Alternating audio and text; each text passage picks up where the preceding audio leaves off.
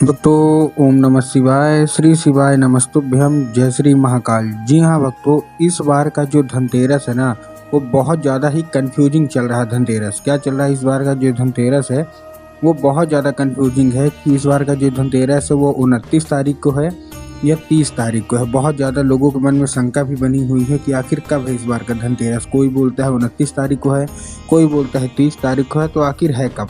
तो आज की इस वीडियो में मैं आपको पूरा का पूरा एक एक चीज़ मैं आपको बताने वाला हूँ कि आखिर कब है धनतेरस, कब पड़ रही है धनतेरस। बहुत सारा जो कन्फ्यूज़न है ना, सारा का सारा मैं आपको दूर करने वाला हूँ। देखिए, सबसे पहले तो दीपावली के ऊपर डिपेंड करता है कि आखिर धनतेरस है कब। तो इस वीडियो में मैं आपको दीपावली की भी डेट बताऊँगा, धनतेरस की भी डेट बताऊँगा, जो शुभ मुहूर्त है वो भी बताऊँगा।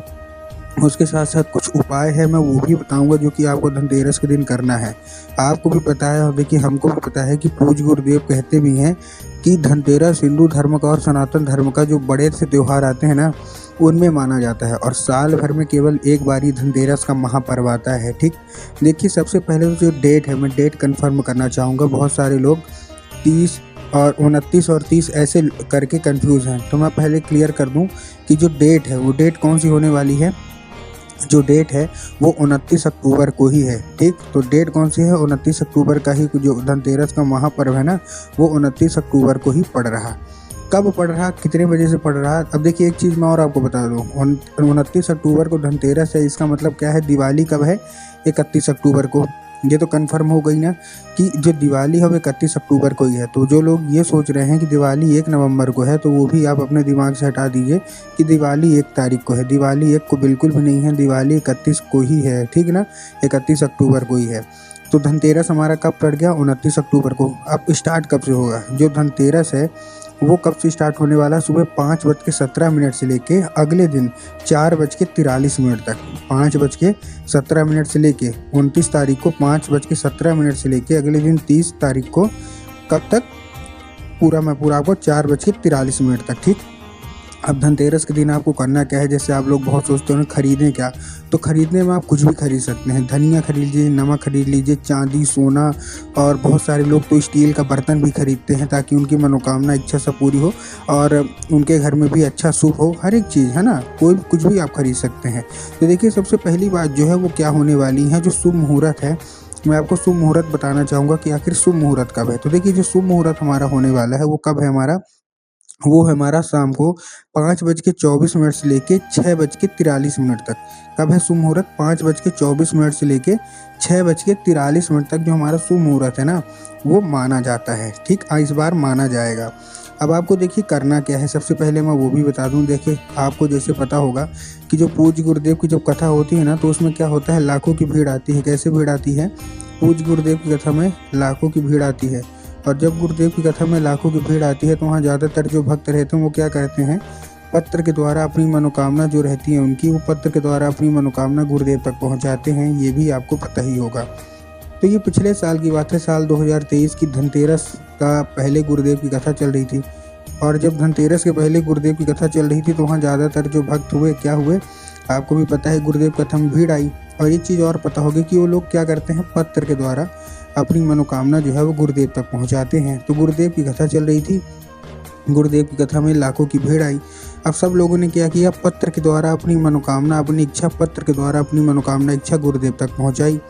अब जब गुरुदेव के पास पत्र पहुंचा और गुरुदेव ने पत्र पढ़ा तो वहाँ गुरुदेव ने क्या देखा कि ज़्यादातर जो भक्त हैं उनकी क्या है, केवल और केवल एक मनोकामना कि गुरुदेव हमारे जीवन में धन की बहुत ज़्यादा कमी है, कोई ऐसा उपाय बता दें कि हमारे जीवन से जो धन की कमी है ना वो दूर हो जाए। हम धन की कमी से बहुत ज़्यादा परेशान हैं, हमारे घर में पैसा नहीं आता, आता है तो पैसा टिकता नहीं है, हम लोग बहुत ज़्यादा परेशान हैं, कृपया करके कोई उपाय बता दें। अब जब गुरुदेव ने ये देखा तब गुरुदेव ने 2 से 3 उपाय बताए और कहा धनतेरस के दिन ये उपाय कर लेना, जो कुछ भी इच्छा मनोकामना है सारी की सारी इच्छा मनोकामना अवश्य रूप से पूरी होगी ही होगी। अब जब गुरुदेव ने उपाय बताया तो लोगों ने जा जाके इस उपाय को घर में करना शुरू कर दिया। अब जैसे ही लोगों ने जा के इस उपाय को घर में करना शुरू कर दिया, वही लोग गुरुदेव की कथा में मात्र 1 से 1.5 महीने के बाद वापस भी आ गए। और जब वही लोग गुरुदेव की कथा में वापस आए तो उन्होंने क्या किया, फिर से एक बार गुरुदेव को पत्र लिखा।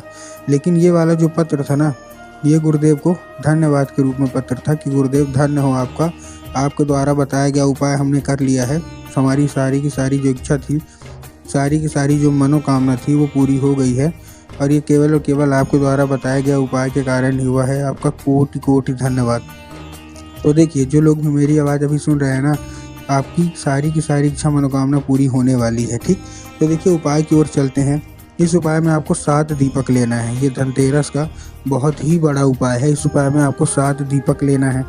अब दीपक कौन से होने चाहिए? बहुत सारे लोग आटे दीपक ले लेते हैं, तो आटे का दीपक आपको नहीं लेना है। आपको काहे का दीपक लेना है? मिट्टी का दीपक लेना है। पहली चीज़ तो आपको ये ध्यान में रखना है कि आपको दीपक कौन सा लेना है, मिट्टी का दीपक लेना है। ठीक, तो आपको ये समझ में आ गया। दूसरी बात, घी और तेल में भी बहुत सारे लोगों के मन में रहता है कि घी लेना है कि तेल लेना है। तब गुरुदेव ने बताया है साफ साफ कि आपको क्या लेना है, आपको घी लेना है।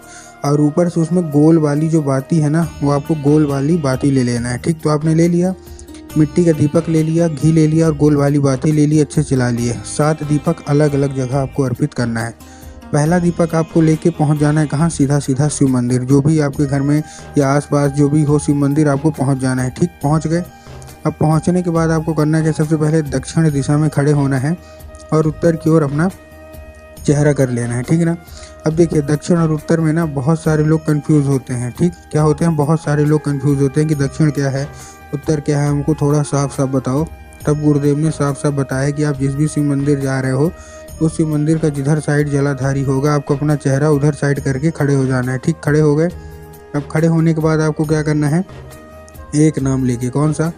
महादेव का बहुत ही सुंदर सा नाम है, श्रम्भेश्वर महादेव। तो आपको करना क्या है? आपको श्रम्भेश्वर महादेव का नाम लेके पहला आपको अर्पित कर देना है दीपक। कहाँ? बाबा भोलेनाथ की शिवलिंग पे। उसके बाद जो हमारा दूसरा दीपक है वो आपको कहाँ अर्पित करना है? वो आपको अर्पित करना है माता शोक सुंदरी की जगह पे। अब देखिए, जिसको पता है कि माता शोक सुंदरी की जगह होती कहाँ, उनका तो ठीक, लेकिन बहुत सारे ऐसे लोग हैं जिनको यही नहीं पता कि माता शोक सुंदरी की जगह कहाँ होती है। तब गुरुदेव ने बताया जो जलाधारी है, जलाधारी के बिल्कुल बीचों बीच, कहाँ? जलाधारी के बिल्कुल बीचों बीच होती है माता शोक सुंदरी की जगह। तो आपको दूसरा दीपक वहाँ अर्पित कर देना है। उसके बाद जो तीसरा दीपक है, आपको तीसरा दीपक कहाँ अर्पित करना है? जो हमारा तीसरा दीपक है वो आपको घर में अर्पित करना है। कहाँ पास? जो आपके घर में तुलसी होंगी ना, तो तीसरा दीपक आपको अपने घर की तुलसी में अर्पित करना है। ठीक, 3 दीपक हो गए। चौथा दीपक आपको कहाँ अर्पित करना है? जो हमारा चौथा दीपक है वो आपको अपने घर की जो तिजोरी होगी ना, तिजोरी के आसपास आपको अर्पित करना है। तिजोरी के अंदर मत घुसेड़ दीजिएगा, आसपास आपको अर्पित कर देना है। 4 दीपक हो गए।